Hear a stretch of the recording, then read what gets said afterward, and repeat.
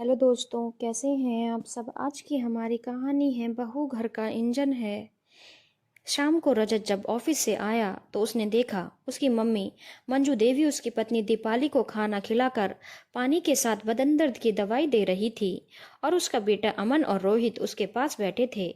यह देखकर रजत अपनी मम्मी से बोला, दिन रात मेहनत करके पैसा मैं कमाता हूँ और सेवा देखो इन मोहतरमा की हो रही है। आज ऑफिस में मेरे द्वारा तैयार किया हुआ बिल्डिंग का नक्शा सभी लोगों को बेहद पसंद आया।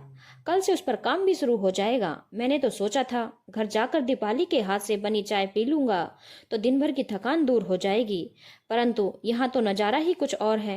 रजत की बात सुनकर दीपाली बिस्तर से उठने ही वाली थी कि मंजू देवी ने दीपाली से कहा, बहू तू आराम कर, चाय मैं बना देती हूँ। हमेशा तू ही तो काम करती है, कभी कभी हमें भी मौका दे दिया कर अपनी सेवा करवाने का। इतना सुनते ही रजत गुस्से से बोला, अच्छा यह काम करती है? घर का काम भी कोई काम होता है? काम तो हम लोगों का होता है, बड़े बड़े नक्शे बनाना फिर उस पर काम करना।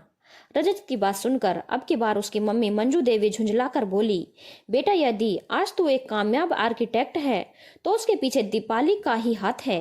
वह भी तो शादी से पहले आर्किटेक्ट थी, परंतु शादी के बाद जब यह घर में आई तो इसने हमारी खुशी के लिए अपनी अच्छी जॉब छोड़ दी थी।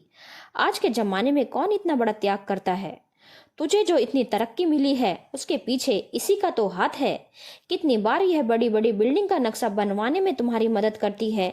इसके बनाए हुए नक्शे तुम्हारी कंपनी के ऑफिसर को बहुत पसंद आते हैं। मेहनत यह करती है और प्रशंसा और प्रोन्नति तुम्हारी होती है। आज तेरे पापा और मैं बुढ़ापे में स्वस्थ और सुखी जीवन जी रहे हैं तो उसके पीछे दीपाली का ही हाथ है, क्योंकि वह हमारी अच्छी तरह से देखभाल करती है, हमें सही वक्त पर पौष्टिक खाना और दवाई देती है।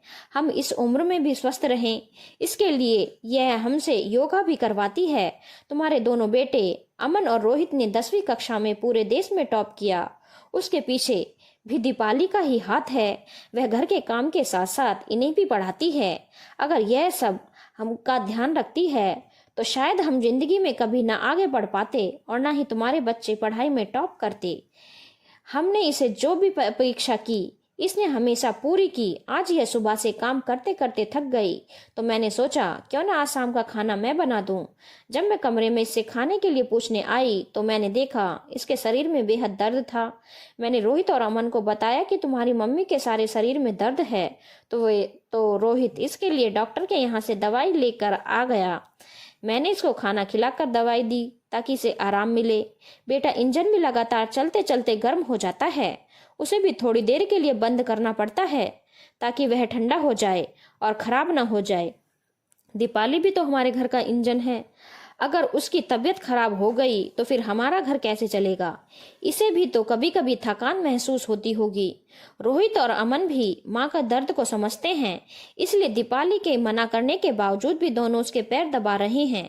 बेटा जिस तरह बहू हमारी सारी अपेक्षाएं ही पूरी करती है उसी तरह बहू को भी तो हमसे अपेक्षा होती होगी। इसका भी तो मन करता होगा कभी कभी आराम करने को।